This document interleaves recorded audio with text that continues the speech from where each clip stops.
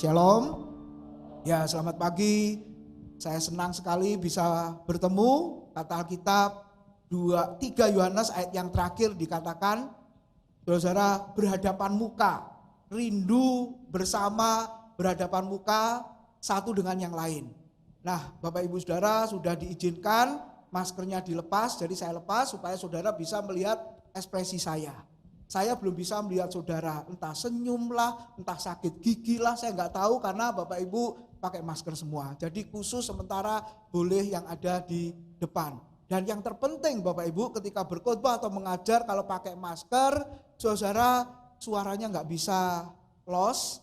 Bahkan beberapa waktu yang lalu ada salah satu saudara yang berdoa syafaat pakai masker mau pingsan saudara-saudara.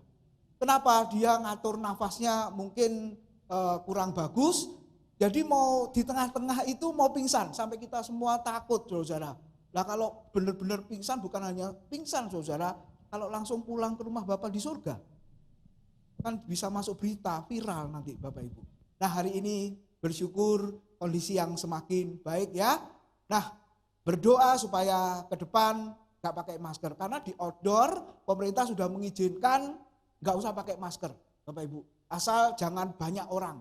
Nah ketika liburan kemarin kami dengan kaum muda ke air terjun Bapak Ibu Saudara, kita semua gak ada yang pakai masker. Kenapa? Gak usah pakai masker aja ngos-ngosan, apalagi pakai masker. Jadi turun ya saudara, kemudian belok kanan belok kiri naik lagi turun lagi. Yang terkenal yang viral itu loh, yang terkenal dengan 1000 anak tangga itu loh. Saudara percaya benar jumlahnya 1000? Pernah tahu nggak? Oh nggak pernah nonton YouTube ya? Oh rohani sekali Bapak Ibu ya. Di daerah Kediri sana loh Bapak Ibu. Ya anak saya ngitung jumlahnya 930 anak tangga. Tapi kan ada yang datar katakanlah. Nah ini kan dihitung, nah akhirnya disimpulkan 1000 Bapak Ibu. Jadi berangkatnya sudah ngos-ngosan, lalu istirahat, lihat air terjunnya sekitar setengah jam. Masa lama-lama? Mau lihat apa? Lihat air kok lama-lama saudara. Ya, setelah itu naik lagi, nah itu yang saudara tengah mati. Nah tapi puji Tuhan, anak kaum muda senang. Memang senang kalau diajak jalan dibanding diajak ibadah. Amin. Loh kok tertawa saudara? Jangan-jangan di sini juga ya. Mama saya juga cerita kenaikan Tuhan Yesus kemarin ibadah Padang. Yang daftar berapa, yang hadir berapa? 100 lebih. Terus kalau ibadah biasa 50, 60. Lah terus separuhnya siapa itu saudara? Ya ponakane, putune, saudara ya, menantunya, saudara, orang tuanya. Nah, jadi memang pada dasarnya selama 2 tahun pandemi tidak ada atau kurang rekreasi. Jadi ketika bersama-sama liburan, senangnya luar biasa saudara. Puji Tuhan, kita lebih senang, lebih bersuka cita.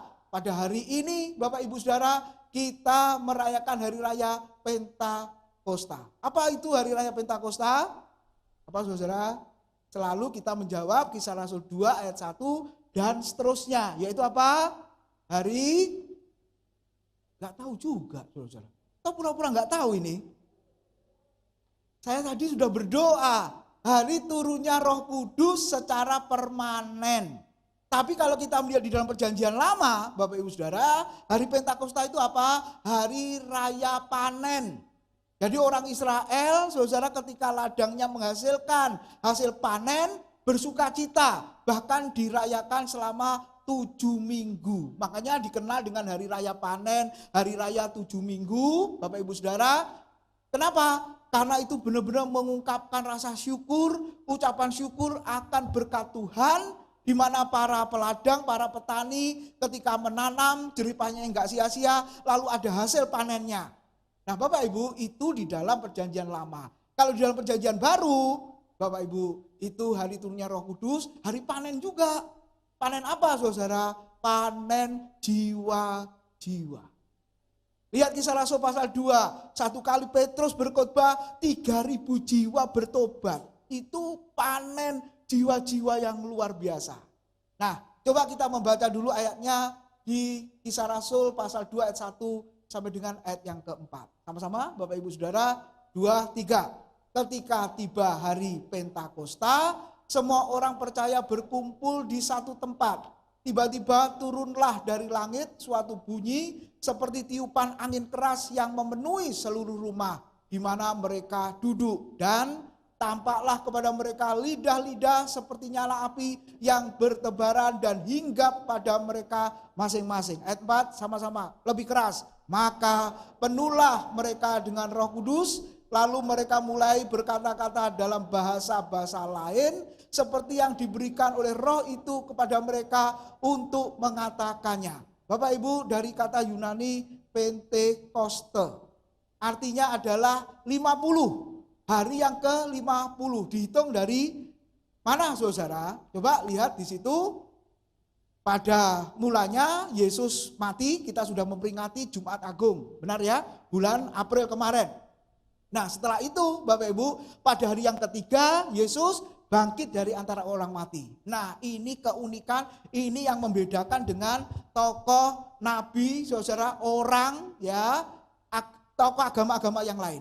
Kalau mereka semuanya saudara pernah hidup lalu mati, ya sudah mati, dikubur, mati, belum bangkit. Nanti nunggu hari kebangkitan orang mati. Ya, tapi Yesus ketika mati lalu dikubur, pada hari yang ketiga dia bangkit. Nah, setelah bangkit selama 40 hari Yesus berulang kali menampakkan diri kepada murid-muridnya. Dan setelah itu bulan Mei kemarin kita merayakan kenaikan Yesus ke surga. Ini yang luar biasa ya Bapak Ibu. Semua peristiwa yang dialami oleh Yesus tertulis di kalender, dan mungkin orang akan bertanya, saudara, kepada kita, luar biasa Yesus Kristus itu. Walaupun di kalender masih ditulis Isa Al-Masih, tapi ada wacana tahun depan itu bukan ditulis Isa Al-Masih, tapi ditulis Yesus Kristus. Supaya jelas bahwa yang dimaksud adalah Yesus Kristus yang tertulis di Alkitab, yang dipercaya oleh orang Kristen, yang diimani oleh saya dan saudara, yang dilayani oleh hamba-hamba Tuhan, yang dilayani oleh gereja. Nah ini saudara satu-satunya ya yang pernah mati lalu bangkit ya, hari yang ketiga hari Minggu, tanggalannya memang merah hari Minggu ya. Harusnya itu ditulis juga hari kemenangan, hari kebangkitan Kristus.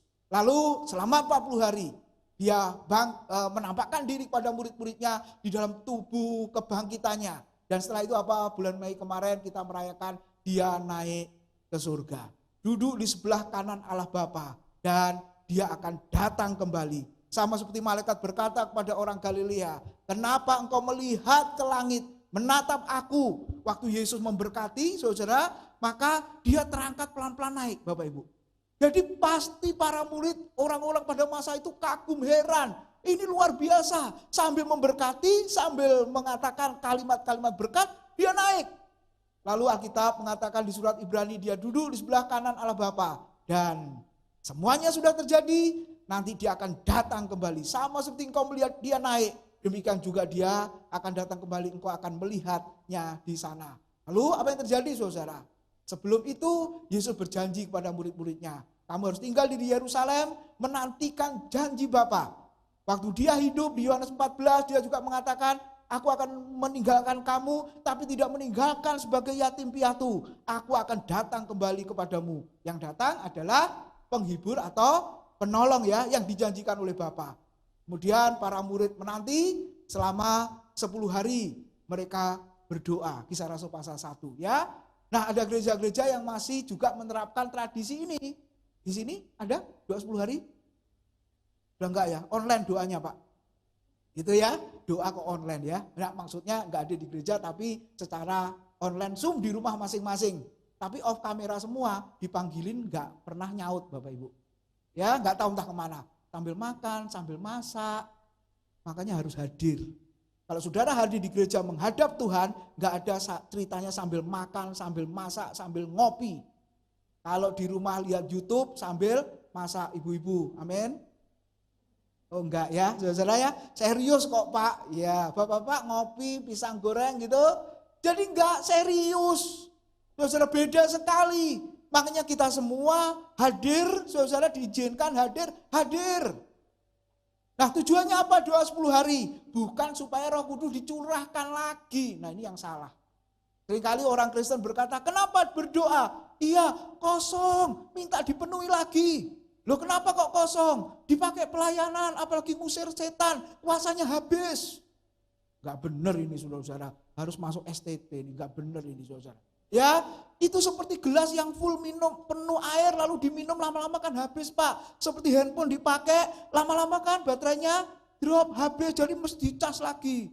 Bukan, Roh Kudus bukan air, Roh Kudus bukan tenaga listrik, Bapak Ibu Saudara ya. Roh Kudus itu adalah pribadi, dia adalah Allah. Amin. Nah apa artinya? Berdoa, lalu minta dipenuhi betul, boleh, tapi bukan minta dicurahkan Roh Kudus. Kenapa saudara?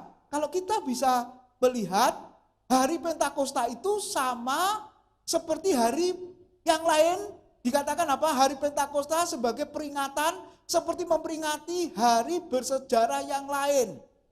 Sama seperti kita memperingati kematian Yesus, Jumat Agung. Yesus mati, oke tahun depan kita peringati Yesus mati lagi. Enggak kan? Satu kali terjadi Bapak Ibu Saudara. Tapi dampaknya yang dikerjakan oleh Yesus itu berlaku sampai hari ini. Jadi kalau ada orang berdosa yang bertobat, Yesus mati bagi dia, mengampuni dosanya, bukan berarti Yesus mati bagi dia yang ke 1 juta sekian kali, bukan. Ibrani mencatat dia hanya satu kali mati, mencurahkan darahnya, menyerahkan nyawanya untuk penebusan dosa.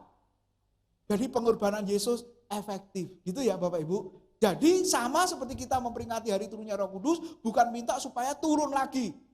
Nanti kalau ditanya, buktinya apa kalau Roh Kudus turun lagi? Kalau 10 hari enggak turun-turun. Diperpanjang.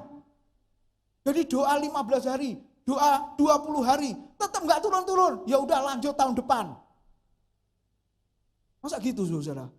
Kita belajar Alkitab enggak kayak begitu kok saudara. Nah, jadi ketika Roh Kudus dicurahkan di Kisah Rasul pasal 2, ya sudah sekali itu terjadi dan Roh Kudusnya itu efektif. Kenapa saudara? Karena dikatakan permanen. Coba kita lihat.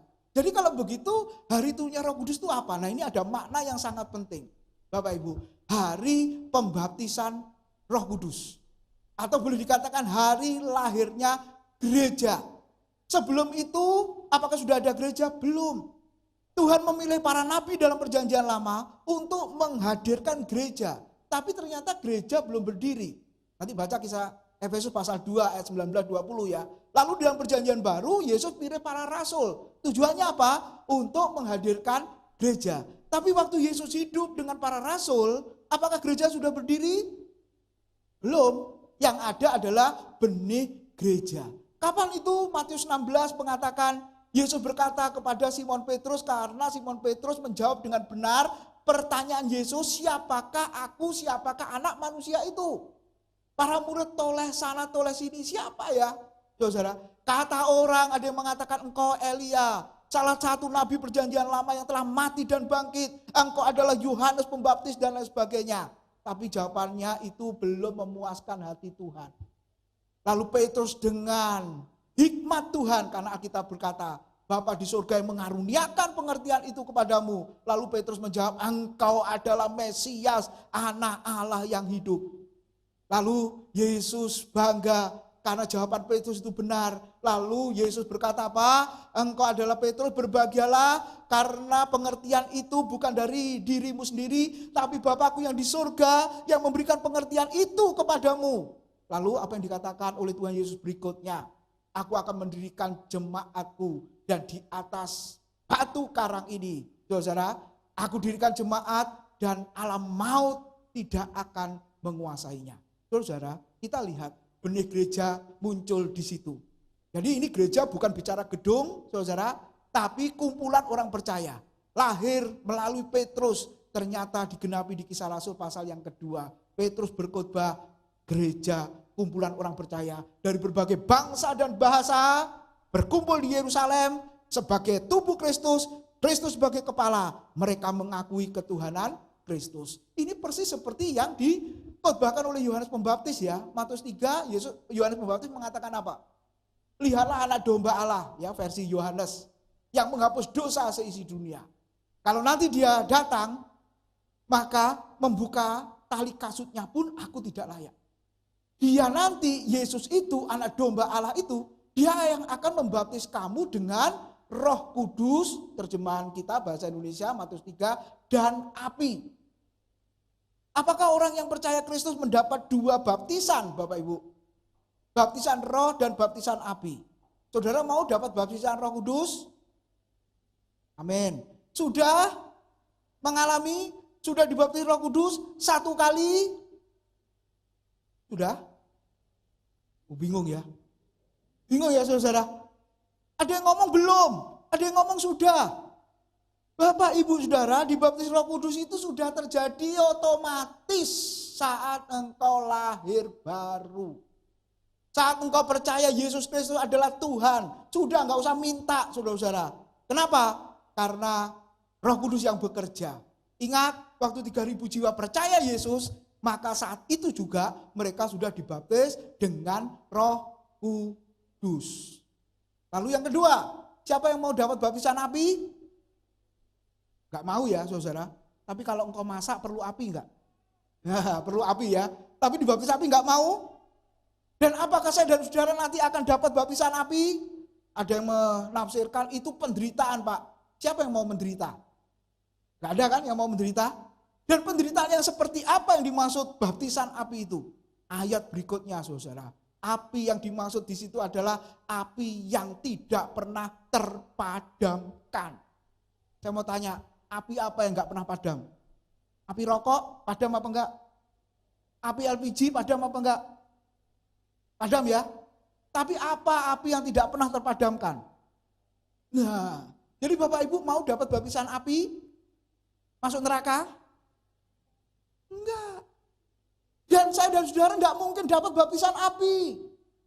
Kita hanya dapat baptisan Roh Kudus. Tapi bagi orang Saduki saat itu, orang Farisi saat itu, yang tidak mau percaya bahwa Yesus adalah Tuhan, Yohanes Pembaptis berkata, baptisan api akan engkau terima. Yaitu apa? Api besar puria, kata Yunaninya. Api yang tidak terpadamkan. Jadi jelas Bapak Ibu? Jelas ya? Jadi yang membaptis dengan Roh Kudus itu siapa? Tuhan Yesus dan bukan hamba Tuhan atau manusia. Jadi kalau Bapak Ibu mendengar ajaran yang mengatakan, siapa yang mau dibaptis Roh Kudus maju ke depan. Jangan mau maju. Amin.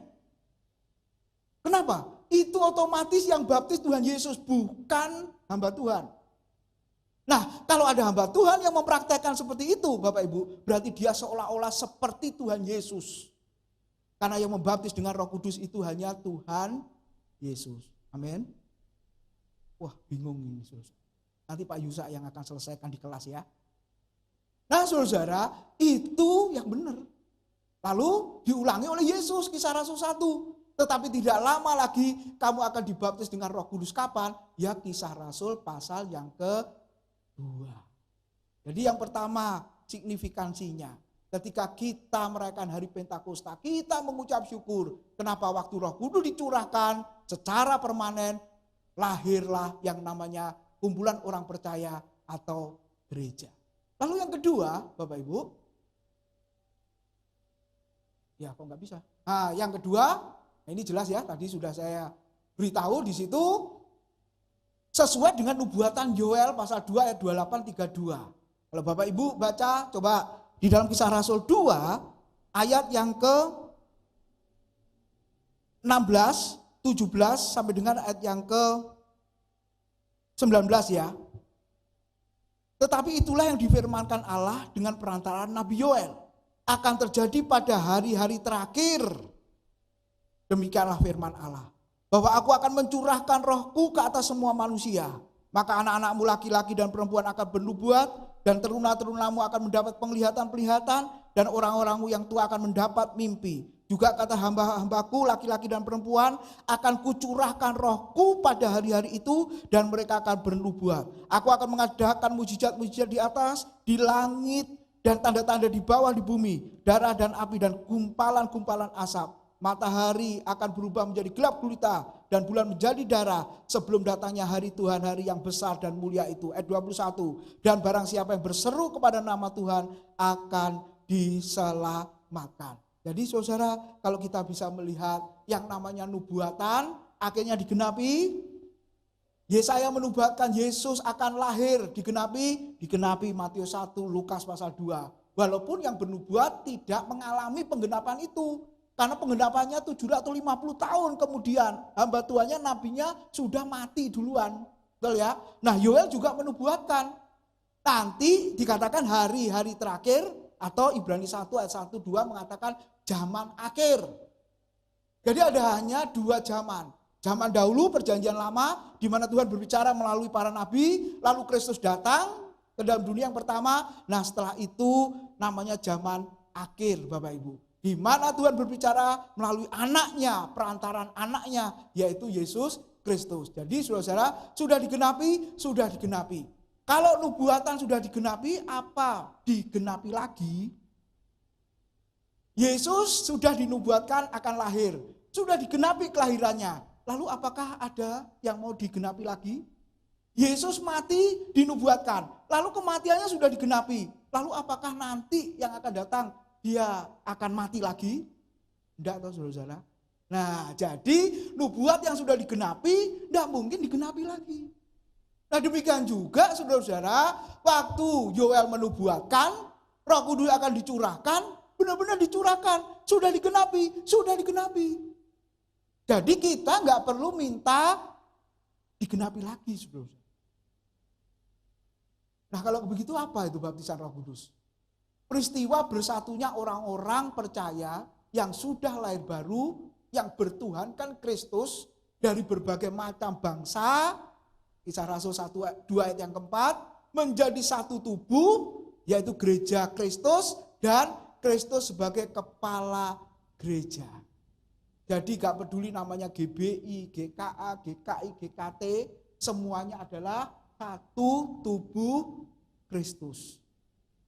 Kristus sebagai kepala, Kristusnya satu. Jadi gerejanya harus satu.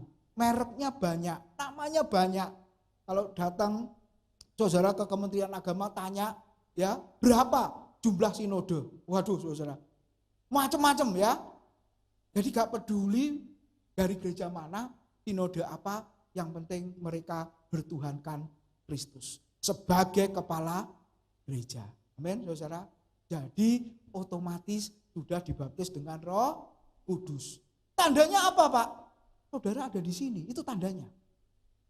Saudara bersekutu satu dengan yang lain, itu tandanya. Saudara memuji Tuhan, melayani Tuhan bersama-sama, itu tandanya. Itu tanda yang diberikan oleh Alkitab, saudara. Bukan tanda ciptaan hamba-hamba Tuhan itu. Yang tandanya harus begini, yang tandanya harus begini, yang tandanya harus begini. Enggak, saudara-saudara. Lalu yang kedua, kalau kita lihat ya, Bapak Ibu. Enggak mau ya, tolong diklik. Jadi, kesimpulannya di poin yang pertama. Hari lahirnya gereja. Orang yang sudah lahir baru atau percaya Yesus itu sudah dibaptis oleh Roh Kudus secara otomatis. Nah, setelah itu apa? Saya dan saudara menjadi manusia baru. Dan kalau sudah menjadi manusia baru, menjadi ciptaan baru, saudara harus mau hidup baru. Jadi ada 3 ya. Yang pertama lahir baru, yang kedua secara status menjadi ciptaan baru, lalu yang ketiga apa? Saya dan saudara harus hidup baru. Makanya Paulus mengatakan di Efesus, engkau harus diperbarui terus-menerus. Diperbarui apa? Roh dan pikiranmu. Bapak Ibu, kita renungkan. Kalau ditanya sudah lahir baru, sudah. Sebab kalau jawab belum lahir baru akan tersinggung dan dia marah. Aku sudah Kristen lama kok dibilang belum lahir baru. Betul enggak, saudara? Aku sudah melayani Tuhan kok dibilang belum lahir baru. Pasti marah, saudara. Terus yang kedua, kalau begitu sudah menjadi manusia baru, sudah. Itu 2 Korintus 5 ayat 17. Jadi siapa yang ada di dalam Kristus, ia adalah ciptaan yang baru. Yang lama sudah berlalu, sesungguhnya yang baru sudah datang. Mulai mikir. Yang lama sudah berlalu, yang baru sudah datang. Pertanyaannya, kalau sudah menjadi manusia baru, benarkah yang lama sudah berlalu? Kehidupan lama, perbuatan lama, perkataan-perkataan yang lama dulu masih ada, apa benar-benar sudah ditinggalkan? Coba sudah renungkan ya diri masing-masing. Aku ini di hadapan Tuhan menjadi manusia baru, menjadi ciptaan baru. Tapi bagaimana dengan perkataanku, bagaimana dengan perbuatanku, bagaimana dengan sifatku, dengan karakterku? Kok tetap gak berubah? Ketika ditanya, kenapa engkau gak berubah? Yesus saja gak berubah, dulu, sekarang, sampai selamanya, apalagi aku? Lagu TikTok yang viral ya, Tuhan Yesus tidak berubah, demikian juga aku gak berubah. Saudara, bukan. Yesus gak berubah tuh kalahannya, kuasanya, kasihnya. Itu gak berubah dulu, sekarang, selamanya. Tapi saudara-saudara harus berubah. Amin, saudara.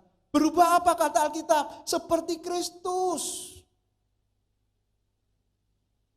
Berikanku mata seperti matamu. Berikanku tangan seperti tanganmu. Berikanku kaki seperti kakimu, Yesus. Mata Tuhan memandang tuwean jiwa-jiwa.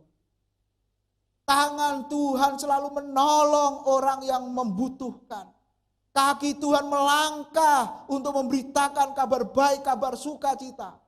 Apakah kita semua sudah melakukannya, Bapak? Jadi seperti Kristus, apa yang dipikirkan Kristus kita pikir. Apa yang dilihat Kristus kita lihat. Apa yang dikerjakan oleh Kristus kita kerjakan. Apa yang dilakukan Kristus kita lakukan. Amin, Bapak Ibu. Yang kedua, sifat hidup dan karakter kita. Apakah seperti Kristus? Memiliki buah Roh Kudus. Seringkali orang hanya terpesona dengan karunia-karunia. Tapi soal sifat karakter Kristus gak peduli. Sebab orang itu melihat karunia, bukan melihat sifat. Yang tahu sifat karakter ya orang-orang yang ada di rumahnya. Yang tahu ya pembantunya yang ada di rumah. Jadi kalau tanya sama orang, Bapak itu gimana ya? Tanya sama pembantunya atau karyawannya ketika di kantor, bagaimana orang itu?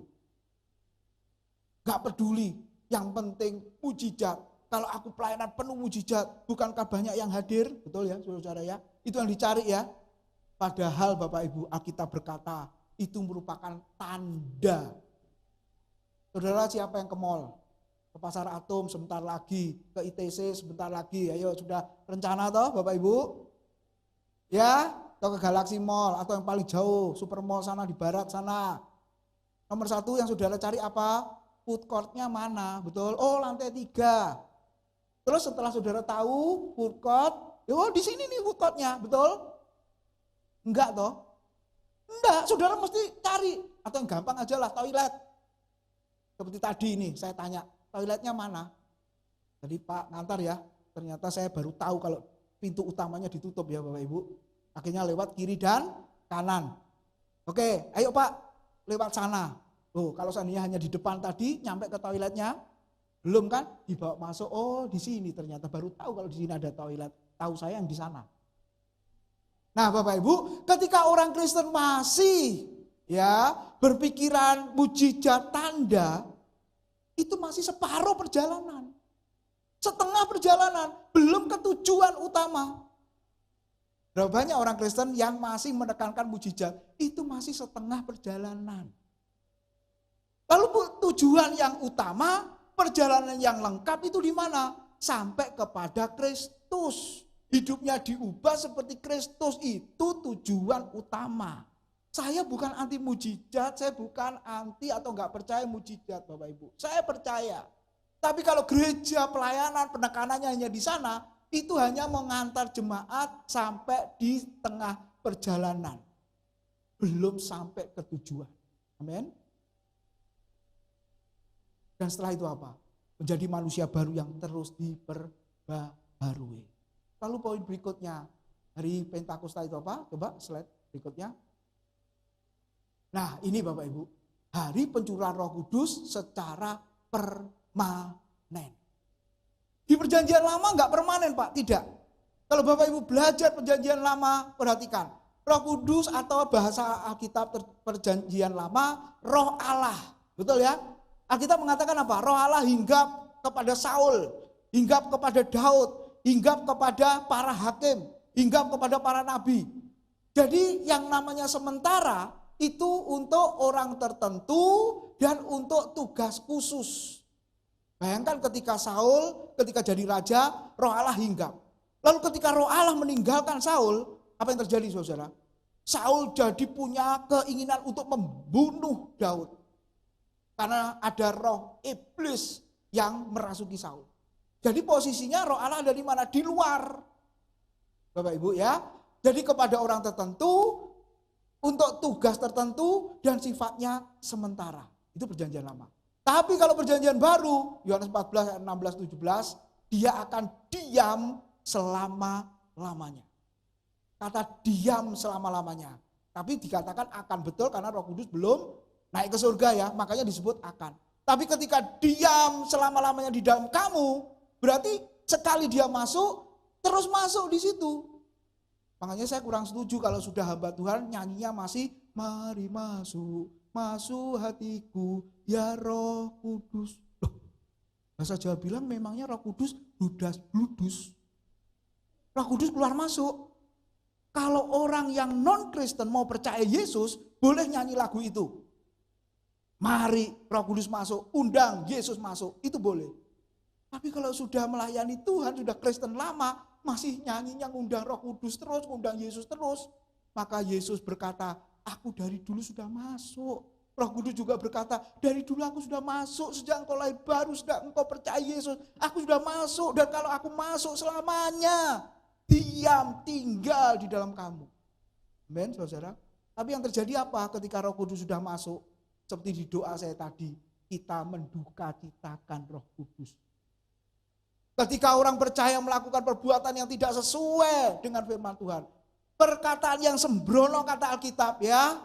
Bahasa Surabaya bilang miso-miso. Harus dipertanggungjawabkan. Dan ketika itu dilakukan, Roh Kudus yang ada dalam hidup kita itu berduka cita, sedih. Kenapa kita tidak mau mentaati kehendak Tuhan? Tapi kita hidup dalam dosa, hidup dalam keinginan daging dan hawa nafsu kita. Nah, Roh Kudus didukacitakan. Nah, lama-kelamaan Roh Kudus bisa dipadamkan, bahasa Tesalonika. Kapan saya dan saudara orang percaya memadamkan Roh Kudus? Saudara lihat ya, tertulis di Efesus, tertulis di Tesalonika. Berarti orang percaya bisa memadamkan Roh Kudus? Bisa. Mendukacitakan Roh Kudus? Bisa. Kapan mendukacitakan Roh Kudus? Di Efesus 4. Kapan memadamkan Roh Kudus? Paulus memberitahu ya ayat di atasnya. Berdoalah senantiasa. Mengucap syukurlah dalam segala hal. Ya, saudara. Terus ya. Dan setelah itu jangan padamkan roh. Ketika orang Kristen tidak berdoa, dia memadamkan roh. Ketika orang Kristen tidak mengucap syukur dalam segala keadaan, dia sudah memadamkan roh. Amin. Jadi yang kedua, kita boleh belajar dicurahkan secara permanen. Dan setelah itu apa saudara? Roh Kudus memenuhi. Apa artinya memenuhi? Roh Kudus memimpin hidup kita. Roma 8 ayat 14 mengatakan apa? Semua orang yang dipimpin roh Allah adalah anak-anak Allah. Saya dan saudara anak-anak Allah? Amin. Pertanyaannya, kita selalu dipimpin oleh roh Allah? Selalu melakukan kehendak Allah? Melakukan kehendak Bapa? Melakukan kehendak Tuhan? Melakukan kebenaran firman Tuhan? Atau kita menuruti keinginan diri kita? Mana yang lebih kuat, saudara-saudara? Lalu Roh Kudus memperlengkapi gerejanya dengan karunia-karunia. Itu artinya. Lalu berikutnya, Bapak Ibu, kita bisa melihat apa? Dikit lagi ya. Oke, tolong. Nah, ini yang penting Bapak Ibu. Kisah Rasul pasal 1 ayat yang ke-8, terus dikatakan apa? Kamu akan menerima kuasa kalau Roh Kudus turun ke atasmu dan kamu akan menjadi saksiku di Yerusalem dan di seluruh Yudea dan Samaria dan sampai ke ujung bumi. Bapak Ibu, kalau kita bisa melihat di situ, kapan kuasa itu bekerja? Ketika saya dan saudara menjadi saksi. Kuasa Tuhan efektif bekerja dalam hidup kita kalau kita melayani Tuhan. Amin. Seringkali orang berdoa, Tuhan berikan kuasamu itu, tapi dia nggak buat apa-apa. Dia nggak lakukan apa-apa, saudara-saudara. Bagaimana kuasa Tuhan bisa bekerja efektif? Nah, hari ini kita bisa melihat. Kuasa untuk apa? Kuasa untuk bersaksi. Bukan kuasa untuk melakukan mujizat. Nah, ini seringkali doanya salah ya. Seringkali kita berdoa minta kuasa untuk apa? Menyembuhkan orang sakit. Untuk apa? Membangkitkan orang mati. Kalau saudara mau kita bawa ke Adiasa. Bangkitin semua tuh orang yang sudah mati. Kok nggak mau, nggak berani, kenapa saudara? Gitu ya. Padahal kuasa yang dimaksud di sini adalah kuasa untuk bersaksi. Coba, apa arti bersaksi? Coba, tolong diklik aja, saudara-saudara. Nah, bom, dinamis. Dari kata itu muncul kata dinamit. Yaitu kuasa ya, saudara-saudara. Ternyata betul. Ketika Roh Kudus sudah dicurahkan secara permanen, para murid diberi kuasa, terjadi ledakan. Slide berikutnya, ledakan jiwa-jiwa. Saudara-saudara lihat. Kuasa yang dimaksud bukan sekedar kekuatan atau kemampuan, ya Bapak Ibu, tetapi kuasa yang bekerja, kuasa yang bertindak, seterusnya. Bagaikan bom yang meledak, gitu ya Bapak Ibu ya, meledak dengan daya ledak yang luar biasa. Lalu berikutnya, saudara, ada kata saksi. Siapa yang mau bersaksi? Angkat tangan. Saudara, kata saksi di sini apa sih sebenarnya? Coba slide berikutnya ya, dikit lagi. Dari kata Yunani martir, martures. Jadi apa artinya martir, martures? Ketika Tuhan berkata, kalau Roh Kudus itu turun atasmu, kamu akan memperoleh kuasa dan kamu akan menjadi, slide berikutnya, saksi-saksiku atau para martir-martir bagiku. Pertanyaannya, mau enggak saudara jadi martir? Apa artinya martir, saudara?